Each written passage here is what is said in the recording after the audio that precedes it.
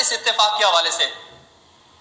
जी बिल्कुल, इस्लामी जमहूरिया पाकिस्तान और इस्लामी जमहूरिया ईरान का मुश्तरका प्रेस बयान जो है वो जारी किया गया है और बाकायदा तौर पर पाकिस्तान और इस्लामी जमहूरिया ईरान के वज़ीर खारजा के दरमियान टेलीफोनिक गुफ्तगू के बाद बाहमी तौर पर जो है सफीर वापस भेजने पर इत्फाक किया गया है। दोनों ममालिक के सफीर 26 जनवरी 2024 तक अपने अपने ओहदों पर वापस लौट सकते हैं, ये कहना है वजारत खारजा का।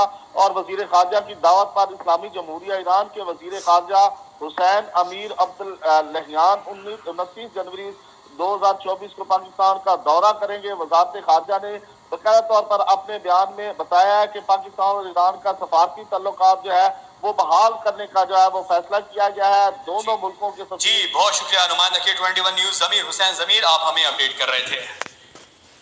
आपको एक बार फिर लिए चलते हैं मानसेरा। मरियम नवाज जलसे से खिताब कर रही हैं।